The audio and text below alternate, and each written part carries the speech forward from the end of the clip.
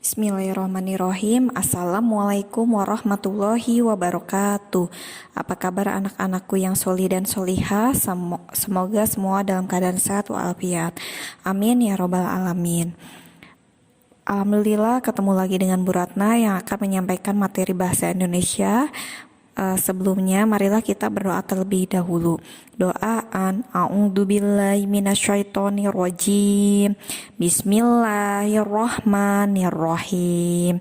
Rabbi zidni ilman nafi'a warazukni fahman thayyiba.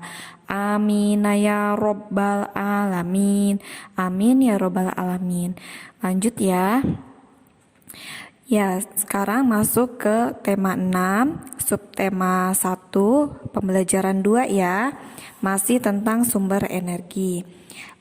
Ini materinya melanjutkan yang kemarin ya. Baiklah.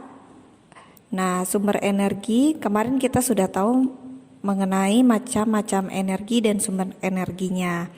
Nah, sekarang berdasarkan ketersediaannya, sumber energi terbagi menjadi dua, yaitu yang pertama sumber energi yang terbarukan dan sumber energi yang tak terbarukan. Nah, Bu Ratna jelaskan sumber energi yang terbarukan dulu ya.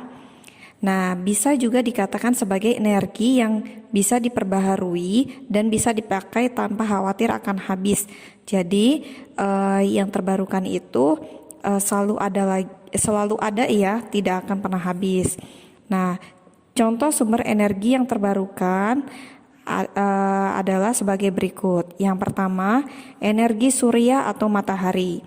Energi matahari tidak akan habis. Pemanfaatan sinar matahari dengan menggunakan sel surya yang berfungsi mengubah energi surya menjadi energi listrik. Yang kemarin Bu Ratna contohkan, yang diserap oleh panel surya kemudian dialirkan ke dalam rumah dan menjadi energi listrik.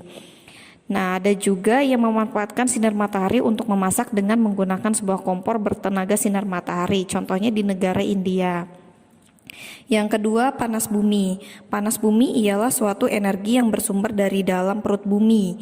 Indonesia adalah salah satu negara di dunia yang kaya dengan energi panas bumi, karena Indonesia memiliki banyak gunung berapi yang aktif. Nah, contohnya pemanfaatan panas bumi dengan mengubah panas bumi menjadi sebuah pembangkit listrik. Nah, banyak gunung Merapi, Semeru, Bromo itu yang masih aktif. Nah, biasanya dimanfaatkan untuk sumber energi. Yang ketiga adalah angin. Pemanfaatan energi angin memang banyak sedang dilakukan oleh negara di seluruh dunia, karena angin adalah sumber energi yang tidak terbatas jumlahnya. Nah, pemanfaatan energi ini biasanya menggunakan kincir angin yang dihubungkan dengan sebuah generator atau turbin untuk menghasilkan tenaga listrik. Nah, kita biasanya banyak melihat kincir angin itu di negara Belanda. Itu digunakan oleh negara Belanda untuk pemanfaatan sumber energi. Yang keempat, ada energi biomasa. Energi biomasa terdiri dari tanaman hidup, pohon mati, dan serpihan kayu. Nah, biomasa itu biasanya energi yang dihasilkan dari makhluk hidup ya. Nah, yang kelima, energi gas alam. Energi gas alam adalah suatu energi yang terbarukan dan harganya lebih terjangkau daripada sebuah bahan bakar minyak. Yang keenam, air. Energi yang bersumber dari tenaga air sudah lama dimanfaatkan oleh manusia karena ramah pada lingkungan dan juga sangat berlimpah. Nah, biasanya digunakan untuk pembangkit listrik tenaga air atau yang disebut dengan PLTA. Adalah salah satu contoh pemanfaatan tenaga air untuk kehidupan yang lebih baik.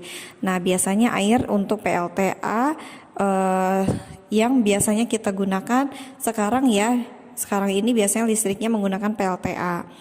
Nah, yang kedua, sumber energi tak terbarukan. Pada sumber energi jenis ini, jumlahnya sangat terbatas dan tidak bisa diperbaharui. Meskipun ada yang dapat diperbaharui, tetapi memerlukan waktu yang sangat lama. Makanya, energi tak terbarukan itu harus dimanfaatkan dengan sebaik-baiknya. Nah, contoh energi tak terbarukan adalah sebagai berikut. Yang pertama, sumber energi yang berasal dari fosil. Nah, sumber energi ini sebenarnya bisa diperbarui tetapi memerlukan waktu hingga jutaan tahun. Sumber energi ini berasal dari makhluk hidup yang mati dan terpendam dalam tanah hingga jutaan tahun. Contohnya yaitu minyak bumi dan batu bara. Nah, energi fosil itu berasal dari makhluk hidup yang sudah mati selama jutaan tahun yang lalu, seperti dinosaurus, terusnya pohon-pohon yang sudah mati jutaan tahun yang lalu. Nah, kemudian melakukan proses kimiawi sehingga menghasilkan minyak bumi dan batu bara. Nah, yang kedua, sumber energi yang berasal dari mineral alam. Nah, mineral alam bisa dimanfaatkan menjadi suatu sumber energi setelah melalui beberapa proses.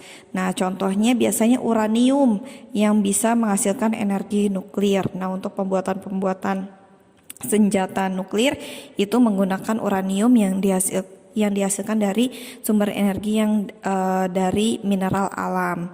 Nah, sumber energi sangat penting bagi kehidupan makhluk hidup yang ada di bumi. Nah, sumber energi merupakan sebuah sumber untuk bertahan hidup makhluk hidup.